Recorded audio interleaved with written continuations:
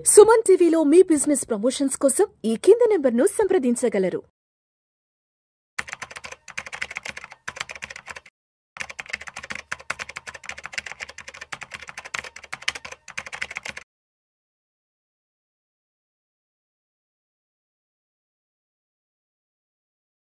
నమస్తే, welcome to Vishnu talks.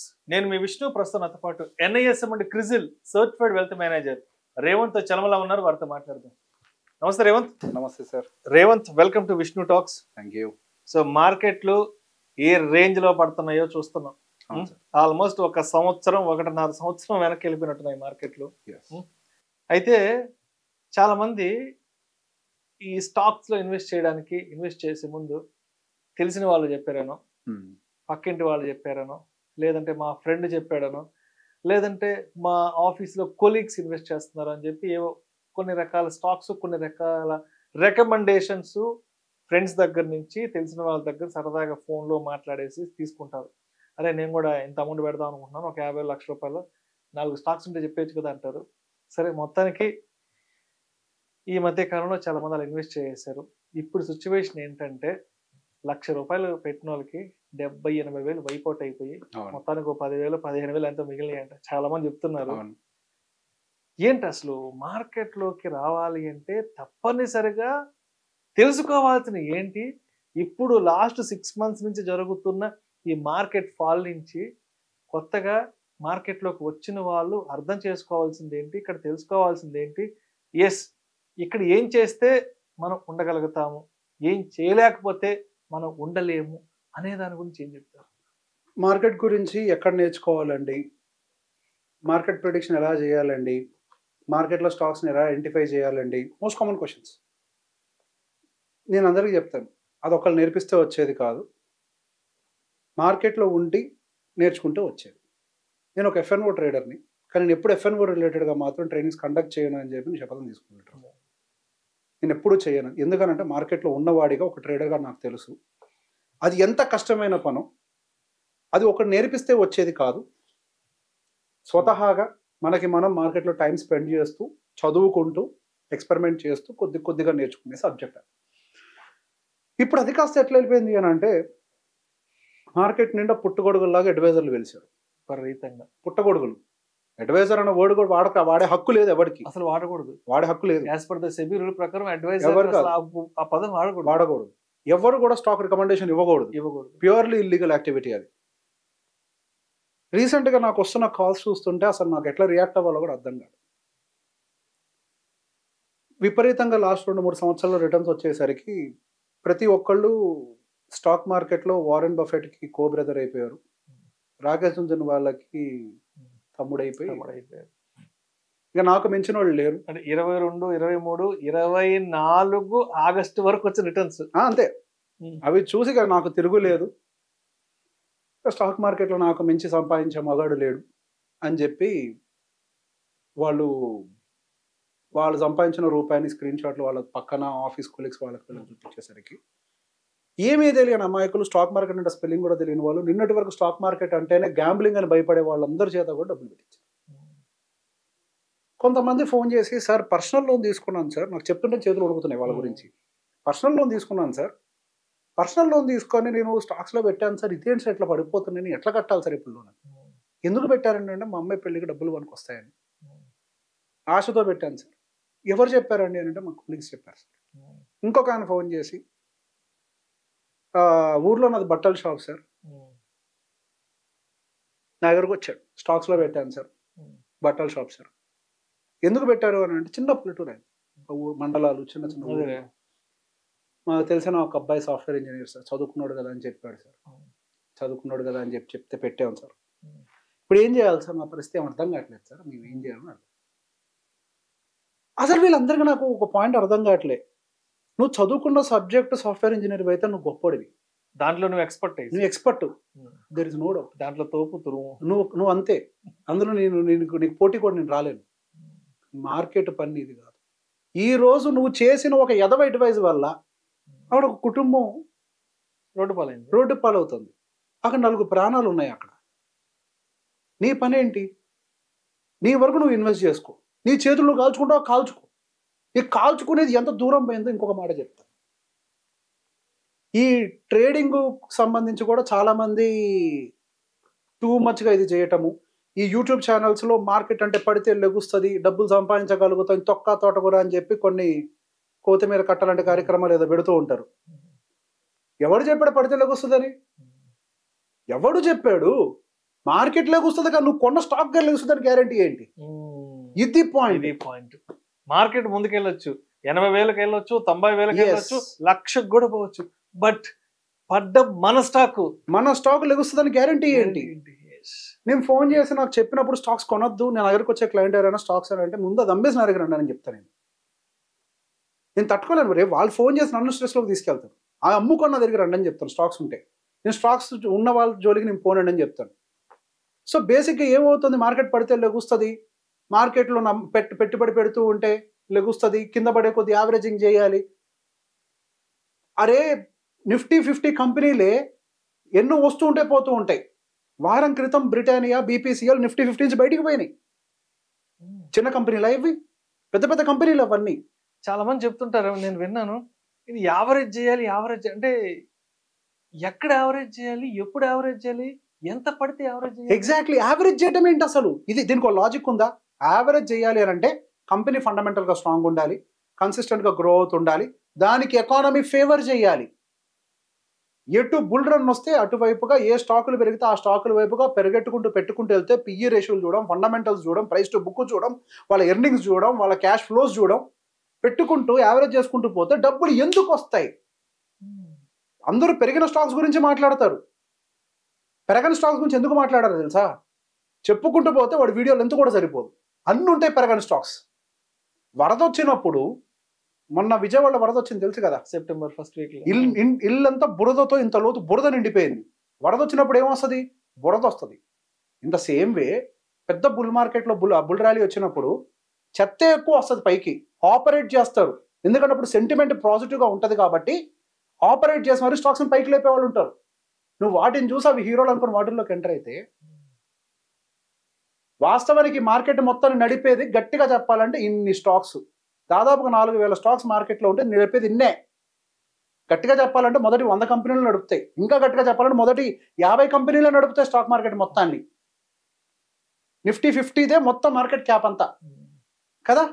Market పెరుగుతుంది కరెక్టే, కానీ నువ్వు పెట్టిన స్టాక్ అక్కడ ఉంటుంది అంటే అది గ్యారంటీ. ఇది పాయింట్. కాబట్టి ఎప్పుడైనా నువ్వు నిజంగా నువ్వు ఎవరికైనా బాగు కోరుకునేవాడివి అయితే స్టాక్లో కాదు నువ్వు పెట్టమనాల్సింది. అసలు ఫస్ట్ అది నీ పని కాదు. అసలు నువ్వెవడివి చెప్పడానికి? అసలు చెప్పడానికి?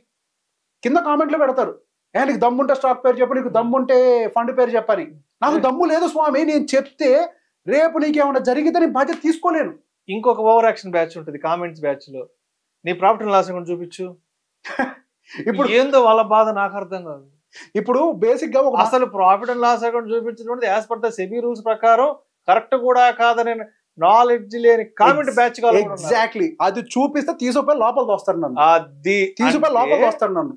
అవతల వాళ్ళ అంటే ఇలా ఆన్ కెమెరాగా ప్రాఫిట్ అండ్ లాస్ అకౌంట్ చూపిస్తే తీసుకెళ్లి లోపల వేస్తారు అన్న తెలియని అజ్ఞానులు, మూర్ఖులు ఉంటారు. That is the problem sir. ఇప్పుడు తెలియకపోతే తెలుసుకోవడంలో ఏ ప్రాబ్లం లేదు. తెలియకపోయినా కానీ ఇప్పుడు కొంతమంది చేస్తారు. నేను రీసెర్చ్ చేశాను, నేను డెప్ట్ ఫండ్స్ గురించి విపరీతంగా వాదించాను. కరెక్ట్గా మార్కెట్ ఫాల్ కంటే ముందు డెప్ట్ పెట్టండి అని గొప్పగా సలహా ఇచ్చావు, డెప్ట్ పెట్టమని అని చెప్పి. నువ్వు అని చెప్పొచ్చు బోడీ, అరే మీరు బాగుండాలి అంటే ఏదన్నా మంచి విషయం చెప్తే డైజెస్ట్ చేసుకో తీసుకుని. ఎగ్జాక్ట్లీ. ఇప్పుడు బుల్ రన్ లో ఉన్నప్పుడు పరిగెట్టుద్దనే చెప్పాలి వాళ్ళకి. నెక్స్ట్ మార్కెట్ లో ఈ ప్రమాదం ఉంది అని చెప్తే వినరు. మార్కెట్ పడుతుంది అని చెప్పామంటే యాక్సెప్ట్ చేయరు, మనస్సాక్షి చెప్పుకోదు. సార్ ఇప్పుడున్న సినారియోలు ఎన్ని కుటుంబాలు అల్లాడిపోతున్నాయనంటే ఒక్కొక్క పాయింట్ మార్కెట్ పడుతూ ఉంటే గుండెలు బద్దలైపోతున్నాయి ఒక్కొక్కటి. అంటే వాళ్ళ మైండ్ లో ఏముందో అదే జరగాలి, మనం అదే చెప్పాలి. వాళ్ళు ఏమనుకుంటున్నారో మార్కెట్ కూడా అలానే మూవ్ ఆన్ అవ్వాలి. వాళ్ళ ఎక్స్పెక్టేషన్స్ కి అపోజిట్ గా మార్కెట్ వెళ్తే ఒప్పుకోరు. కానీ ఇక్కడ వాస్తవం ఏంటంటే మార్కెట్ ఇక నుంచి ఇంతకు ముందు చెప్పాను, ఇప్పుడు 100 సార్లు చెప్పుంటాను ఇదే కెమెరా సాక్షిగా, ఇదే సుమన్ టీవీ సాక్షిగా. ఇప్పుడు దాకా మీరు చూసిన మార్కెట్ వేరు, ఇక బోను మీరు చూడబోయే మార్కెట్ వేరు. ఇంతకు ముందు వచ్చింది బుల్ రన్. మార్కెట్ ఎప్పుడు బుల్ రన్లోనే ఉండదు. మార్కెట్ స్ట్రక్చరల్ సైకిల్లో ఎక్కువ కాలం ఉంటుంది. ఎప్పుడో ఒక్కసారి మాత్రమే బుల్ రన్ వస్తుంది. మిడ్ క్యాప్ స్మాల్ క్యాప్లు జాగ్రత్త అనే మాట మనం పదే చెప్తున్నాం. నిజంగా నువ్వు అంటూ ఒక అడ్వైస్ ఇవ్వాలి అని అంటే మ్యూచువల్ ఫండ్లో పెట్టమని చెప్పు. అక్కడ ఒక మేనేజర్ ఉంటాడు పైన, వాడు కాపాడటం ప్రయత్నం చేస్తాడు. ఇప్పుడు 82% ఆఫ్ ద స్టాక్స్ 25% కంటే ఎక్కువ పడిపోయినాయి. 25% కంటే ఎక్కువ. చాలా స్టాక్స్ 50%, చాలా స్టాక్స్ 70-80% పడ్డాయి. ఏ స్టాక్స్ పడ్డాయి అని అంటే 50 కంటే ఎక్కువ. ప్రీవియస్గా ఏవైతే మీరు అందరూ బులిష్ సినారియోలో ఉన్నారో అయ్యే పడ్డాయి. అవే పడ్డాయి 50% కంటే ఎక్కువ. సో బేసిక్గా ఈ పని మనది కాదు, అన్ని పనులు మనకి కాదు. ఇంకో పాయింట్ కూడా చెప్తున్నాను, నేను ఒక సీరియస్ ఎఫ్ఎన్ఓ ట్రేడర్ని. ఒక ఎఫ్ఎన్ఓ ట్రేడర్ కంటే బెటర్గా టెక్నికల్ అనాలిసిస్ చేయలేరు ఎవరు, కానీ స్టాక్స్ కొన్నాను. నేను ఎప్పుడు స్టాక్స్ కొన్నాను, నేను వాళ్ళందరికీ అదే చెప్తాను. అసలు ఎప్పుడు కూడా మీ మధ్య నా మధ్య స్టాక్ ఒక 2 నిమిషాలు కూడా అసలు స్టాక్ మాటే రాదు. అసలు ఇప్పుడు డిస్కస్ చేసుకోలేదు. ఇక్కడ పాయింట్ ఏంటి అని అంటే, నాకు టెక్నికల్ అనాలిసిస్ వచ్చినా నేను ఫండమెంటల్ అనాలిసిస్ చేస్తా, టెక్నికల్ అనాలిసిస్ చేస్తా, ఎకనామిక్ అనాలిసిస్ చేస్తా. ఎకానమీ నెక్స్ట్ ఎటు పోద్దో కూడా నేను చాలాసార్లు ప్రిడిక్ట్ చేసి చెప్పింది ఉంది. ఇన్ని నాకు వచ్చినా నేను దాని జోలికి పోను. ఇక్కడ నేర్చుకోవాల్సిన లెసన్ ఏంటి అని అంటే, మనకు వచ్చిన ప్రతి పని మనం చేయడం కాదు, అది మనకు అనవసరమైన పని. మనం ఎందులో ఉండాలి అందులో ఉంటే చాలు. పెద్ద ప్లేయర్స్ లాంటి పిఆర్ సుందర్ అవ్వచ్చు, షారిక్ సుధీర్ అవ్వచ్చు, వీళ్ళందరూ మ్యూచువల్ ఫండ్స్ కొనుక్కుంటారు సార్. బెస్ట్ ట్రేడర్స్ కదా వాళ్ళందరూ. మరి ఎందుకు మ్యూచువల్ ఫండ్ కొంటారు? ప్రతి పని మంది కాదు. ఒక ల్యాప్టాప్ ముందు ఒక పక్కన ఇంకో స్క్రీన్ పెట్టుకుని ఇక్కడ వర్క్ చేసుకుంటూ నువ్వు చూసే గూగుల్లో అది R&D కాదు. గూగుల్లో కనిపించేది R&D అని ఏ దరిద్రుడు చెప్పాడు? వాడు చదువుకున్నాడేనా? ఇక్కడ సమస్య ఏంటంటే సార్, ఇప్పుడు లైసెన్స్ ఉన్నోడికే 100 నియమాలు, చదువుకున్నోడికే కదా విజ్ఞత, చదువుకోలేనోడికి అసలు నియమాలే లేవు. నోటికి వచ్చిందల్లా వాగుతాడు. వాడెవడు యూట్యూబ్లో చెప్పాడనంట 5 స్టార్లో ఉన్నది పెట్టమని చెప్పి. వాడు చదువుకున్నాడైతే ఎట్లా చెప్తాడు అన్నమాట? సెబీ క్లియర్గా రాసి పెట్టింది కదా, 5 star rating is not a promise for the future returns అని. It's not a parameter. It is not a parameter రాసింది కదా. మరి ఎక్కడ చదువుకున్నారా నువ్వు? మార్కెట్ పడితే ఖచ్చితంగా లెగసీ వాళ్ళందరినీ కాపాడుతుందని ఎవరు చెప్పాడు రా? ఎవడు చెప్పాడు? అసలు ఫ్యాక్ట్ షీట్ చదవాలి అన్న విషయం నువ్వు చెప్పావు ఎప్పుడైనా? ఫ్యాక్ట్ షీట్ చదవడం నేర్పించావు నువ్వు ఎప్పుడైనా? అసలు నీకు వచ్చి తగలబడతాయి కదా. నీకు తెలిసిందంటే 5 స్టార్ రేటింగ్, గూగుల్ నాలెడ్జ్ గడివి. జీవితం నాశనమేనే కదా. ఇప్పుడు జీవితాలు నాశనం చేసి పెట్టావు కదా. ఎంతకాలం పట్టుద్ది అంటే ఎవరికి తెలుసు ఎంతకాలం పట్టుద్దో. ఇంకా చెప్తారు ధైర్యం, మార్కెట్ పడితే లేస్తుంది, నీ బొంద లేస్తుంది. మార్కెట్ పడితే లేచుద్దాం స్టాకులు లేకు, ఇంకా స్టాక్స్లో పెట్టమని చెప్తారు ఏదో కొంతమంది. ఇప్పుడు ఏం చెప్తారంటే సింపుల్గా డిస్క్లైమర్, ఆ ఎక్స్పర్ట్స్ అయితేనే నాలెడ్జ్ ఉన్నోళ్ళతో పెట్టండి అని అంటే, ప్రతి ఒక్కరికి ఆశ ఉంటుంది కదా. నేను ఎక్స్పర్ట్ నాలెడ్జ్ ఉందని కూడా చూడరు, పాపం ఆశతో పెడతారు. సామాన్యులు మనం అందరం. సార్ ఒక్క మాట చెప్పనా, ఈ భారతదేశంలో ఎక్కువ మంది మధ్యతరగతిలో మిగిలిపోవడానికి గల కారణం ఏంటి అని అంటే, మనం సంపాదించలేకపోవడం కాదు. సంపాదించడం అందరం సంపాదిస్తాం. ఒక 25,000 20,000 అటో ఇటో ఉంటుందేమో జీతాలు, అంతే. తప్పులు చేయడం అసలు పేదరికంలోకి వస్తుంది. ప్రతి మనిషిని గుండె మీద చేసుకొని ఆలోచించమనండి, వాళ్ళ జీవితంలో ఇంతకుముందు చేసిన తప్పులే వాళ్ళని పేదరికంలోకి వస్తుంది. ఫాలోవర్స్ ఉంటే, యూట్యూబ్ ఫాలోవర్స్ ఉంటే వాడు అడ్వైజర్ అంట. మరి మిగతా వాళ్ళందరూ చదువుకున్న వాళ్ళందరూ ఎవరో నాకు తెలియదు.